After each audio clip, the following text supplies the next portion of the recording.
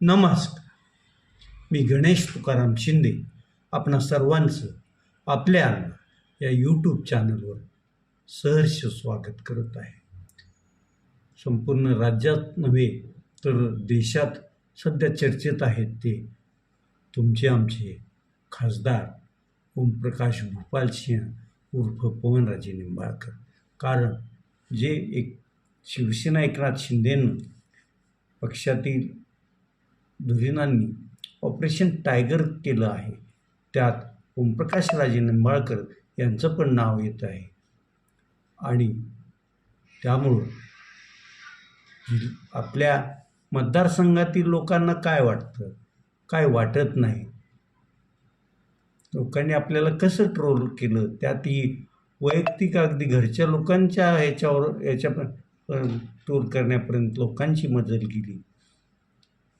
आपण खासदारकीला मला एवढी तुम्ही मतं दिली की त्याचा भार मला सहन झाला नाही. मात्र त्यानंतर आमदारकीलाही तुम्ही अशीच साथ दिली, म्हणजे मतदारांनी साथ दिली. मग नगरपालिका, नगरपरिषद, जिल्हा परिषद, पंचायत समितीत मतदारांनी आम्हाला का नाकारलं? आम्ही अगदी प्रामाणिक कार्यकर्ते उमेदवार म्हणून दिले होते, जे की अविरत जनतेच्या कामासाठी तत्पर हजर असतात. परंतु मतदारांनी ह्या 3 निवडणुकात आम्हाला हवं तसं साथ दिली नाही. यासाठी हे का घडलं असावं, का नाही? तर त्याचं कारण मतदारसंघाला जो 5 कोटीचा खासदार विकास निधी येतो तो अपुरा आहे.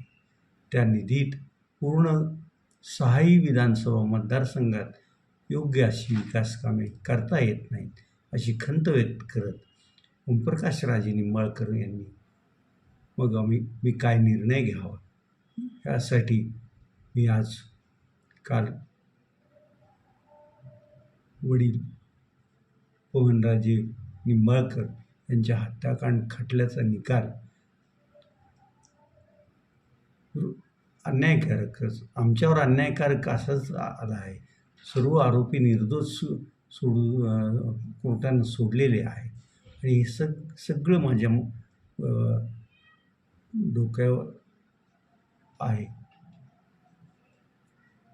त्यामुळं मी उद्या ज्यावेळेस गोवर्धनवाडीत जाणार आहे त्यावेळी सर्व कार्यकर्त्यांना, माझ्या ज्येष्ठ मंडळींना, मतदारांना बोलावणार आहे आणि त्यांच्याशी संवाद साधणार आहे.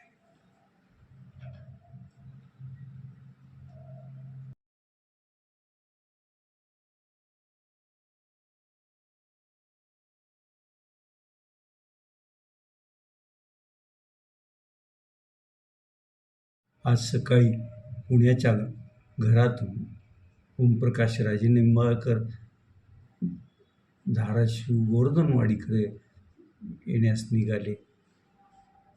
जवळपास 5च्या दरम्यान ते गोवर्धनवाडीत दाखल झाले.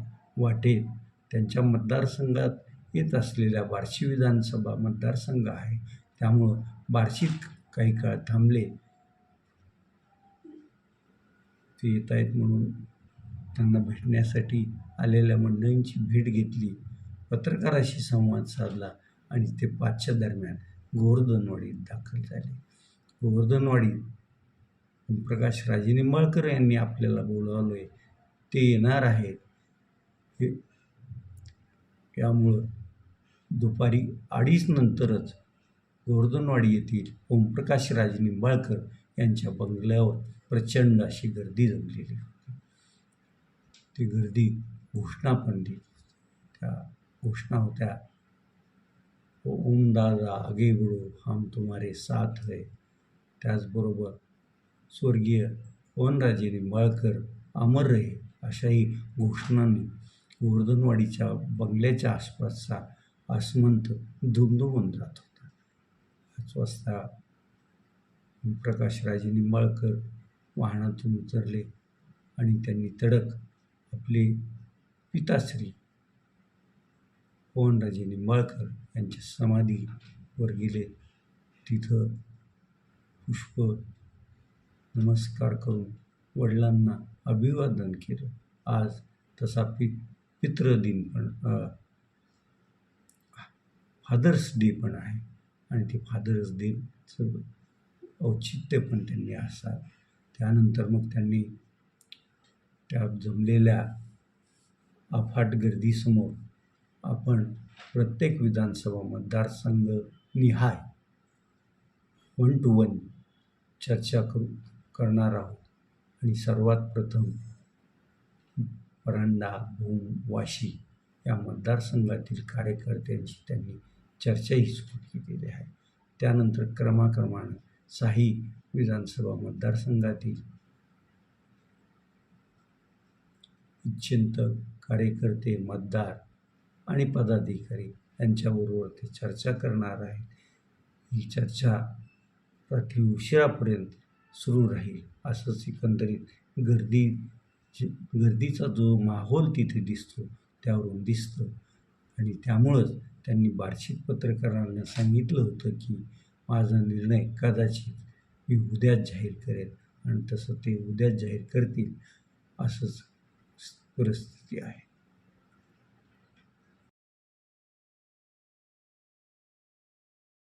नमस्कार, मी गणेश तुकाराम शिंदे आपणा सर्वांचं आपल्या या यूट्यूब चॅनलवर सहर्ष स्वागत करत आहे. संपूर्ण राज्यात नव्हे तर देशात सध्या चर्चेत आहेत ते तुमचे आमचे खासदार ओमप्रकाश भूपालसिंह उर्फ पवनराजे निंबाळकर. कारण जे एक शिवसेना एकनाथ शिंदेनं पक्षातील धुरीणांनी ऑपरेशन टायगर केलं आहे, त्यात ओमप्रकाशराजे निंबाळकर यांचं पण नाव येत आहे. आणि त्यामुळं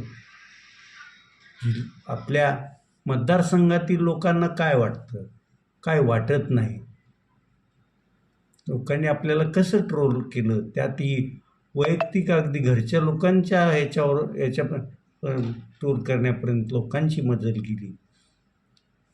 आपण खासदारकीला मला एवढी तुम्ही मतं दिली की त्याचा भार मला सहन झाला नाही.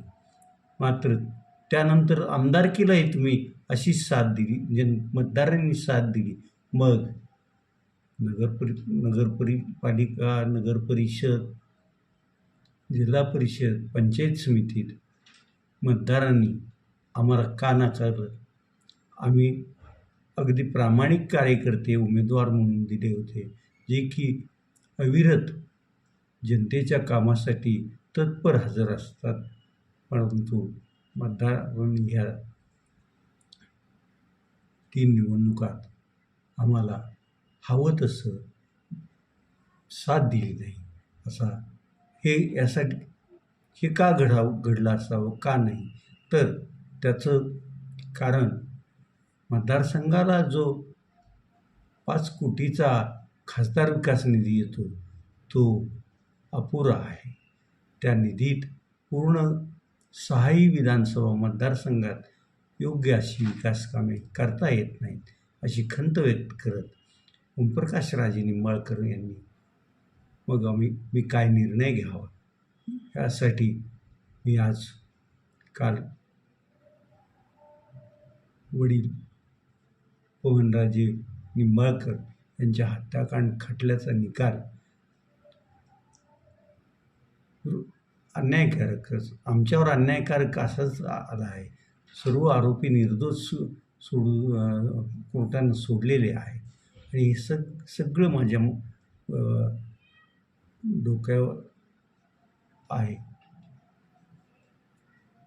त्यामुळं मी उद्या ज्यावेळेस गोवर्धनवाडीत जाणार आहे त्यावेळी सर्व कार्यकर्त्यांना, माझ्या ज्येष्ठ मंडळींना मतदारांना बोलावणार आहे आणि त्यांच्याशी संवाद साधणार आहे.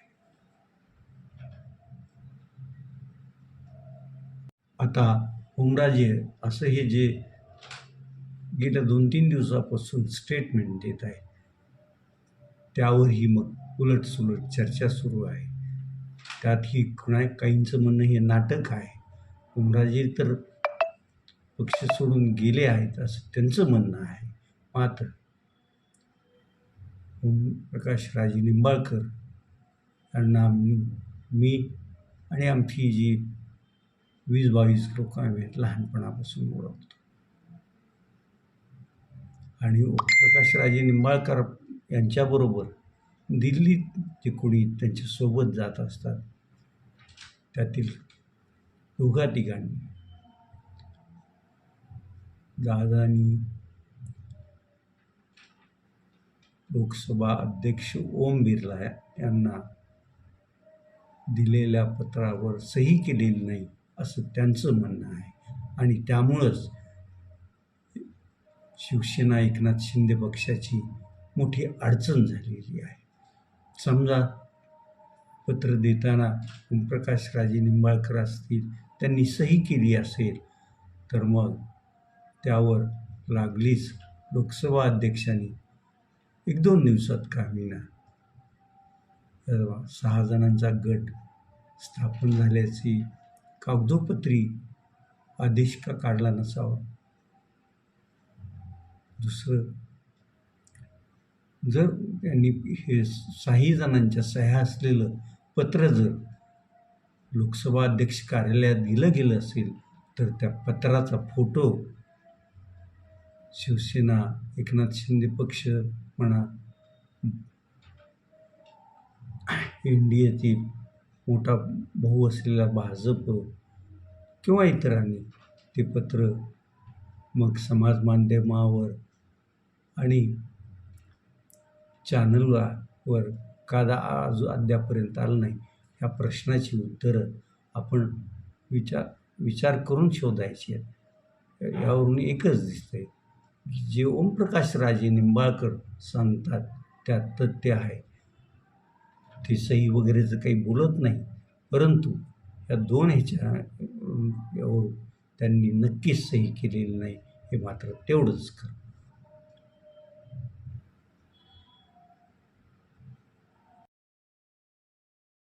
वृत्तवाहिन्यावर वेगवेगळ्या ओमराजे निंबाळकर संदर्भात बातम्या येत आहेत. मात्र प्रत्येक बातमीपत्र सुरू होताना सर्वात प्रथम खासदार ओमप्रकाश राजे निंबाळकर यांचं नाव, ओमप्रकाश राजे निंबाळकर हे किती लोकप्रिय आहे आणि सध्या ते किती महत्त्वाचे आहेत हे दाखवून देत आहे. ओमप्रकाश राजे निंबाळकरांच्या संदर्भात आज सकाळपासून रात्री पुण्यातील बाणेर येथे असलेल्या घरी रात्री उशिरा शिवसेना उद्धव बाळासाहेब ठाकरे पक्षाचे 2 आमदार, की दोन्ही ओमप्रकाश राजे निंबाळकर यांचे मित्र पण आहेत, वरून सरदेसाई आणि धाराशिव कळंबचे आमदार कैलास घाडगे पाटील, दोघं जवळपास 1.5 तास त्यांच्यात चर्चा झाली. मातोश्रीचं ओमप्रकाश राजे निंबाळकर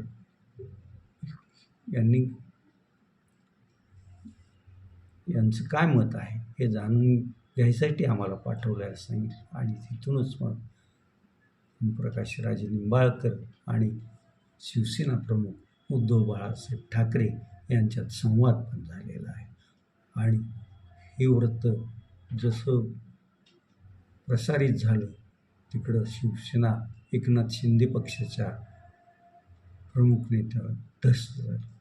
त्यानंतर ते आता धाराशिवला आपल्या गावी गोवर्धनवाडीला जाणार आणि तिथं मेळावा घेणार आहेत हे समजताच शिवसेना एकनाथ शिंदे पक्षाचे भूम परंडा वाशीचे आमदार माजी मंत्री डॉक्टर तानाजी सावंत ही आपल्या मतदारसंघाच्या दौऱ्याचं नाव सांगून धाराशिव जिल्ह्यात आल्याचं सांगितलं जात आहे. काही माध्यमांनी तर आज संध्याकाळी खासदार ओमप्रकाश राजे निंबाळकर आणि आमदार डॉक्टर तानाजीराव सावंत यांच्यात भेट पण होईल अशा बातम्या चालवलेल्या आहेत. आता गोवर्धनवाडीचा मेळावा संपायला जवळपास 12-1 वाजेल आणि मग कधी तानाजी सावंत ओमप्रकाश राजे निंबाळकर यांची भेट घेणार हाही प्रश्नच आहे.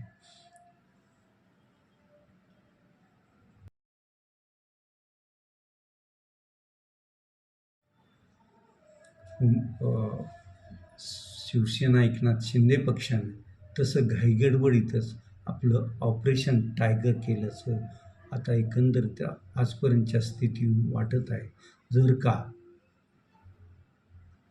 बहुतांश मतदार, कार्यकर्ते, चिंतक, ज्येष्ठ मंडळींनी दादा तुम्ही जाऊ नका असा जर कौल दिला तर मात्र शिवसेना उद्धव बाळासाहेब ठाकरे पक्ष सोडून शिवसेना एकनाथ शिंदे पक्षात गेलेल्या 5 खासदार मात्र अडचणीत असतील. ते व्हेंटिलेटरवर असतील. त्यात ते 5 खासदार म्हणजे संजय देशमुख, नागेश पाटील आष्टीकर, संजय उर्फ बंडूबॉस जाधव, भाऊसाहेब पागचौरे यांचं मग भवितव्य ओमप्रकाश राजे निंबाळकरांच्या निर्णयावर अवलंबून असणार आहे. त्यामुळे मग आता नेमकं काय कार्यकर्ते काय त्यांच्या भावना व्यक्त करतात, ओमप्रकाश राजे निंबाळकर समोर आपल्या काय अडचणी आहेत ते मांडतात आणि त्यातून काय मार्ग निघतो उद्या आपल्याला सकाळी निश्चित कळेल. आणि उद्या पत्रकार परिषद कदाचित घेऊन तो निर्णय जाहीर करतील. पण मला तसं वाटत नाही, कारण काल रात्री जे शिवसेना उद्धव बाळासाहेब ठाकरे पक्षाचे 2 आमदारांनी ओमप्रकाश राजे निंबाळकरांची मनधरणी करण्यासाठी भेट घेतली होती. त्या भेटीत उद्या सोमवारी मातोश्रीवर जाऊन उद्धव बाळासाहेब ठाकरे यांना काय आहे ती वस्तुस्थिती आपण सांगणार असल्याचं ओमप्रकाश राजेंनी म्हटल्याचं बातम्यात सांगितलं जात आहे. आणि जर तसं झालं तर राजकीय निर्णय परवा पण होऊ शकेल असंच दिसतंय.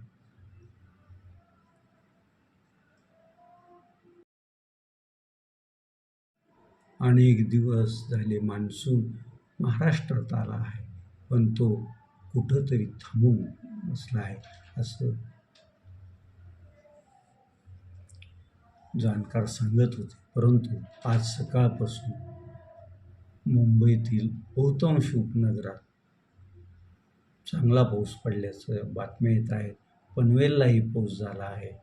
पनवेलच्या पुढं पाऊस सरकलेला आहे. इकडं पुण्यात पण पाऊस झाल्याचं वृत्त आहे. त्यामुळं हवामान अभ्यासकांनी, हवामान विभागाने जे अंदाज दिला आहे की 23 तारखेनंतर संपूर्ण महाराष्ट्रात जोरदार पाऊस पडेल, त्याला त्यांच्या ह्या अंदाजावर भरोसा ठेवणं आता गरजेचं आहे. कारण त्यांचं मत होतं 22 तारखेपासून मुंबईत पाऊस सुरू होईल. त्या पावसानं 22ची वाट पाहिली नाही. आजच तो तिथं बरसला आहे आणि उद्याही तो बरसेल. आज संध्याकाळी बरसेल, कारण तिथं पाऊस पडण्यासारखं वातावरण निर्माण झालेलं आहे. त्यामुळं शेतकरी वर्ग जरी पावसाकडे नजरा लावून बसलेला असेल, पाऊस कधी येतो या चिंतेत असेल, त्यांनी धीर सोडू नका. 1-2 दिवसात पावसाला सुरुवात होईल हे नक्की. आता आपण इथंच थांबूया. तुम्ही आपल्या यूट्यूब चॅनल सबस्क्राईब करा, लाईक करा आणि कमेंट्स पण. धन्यवाद.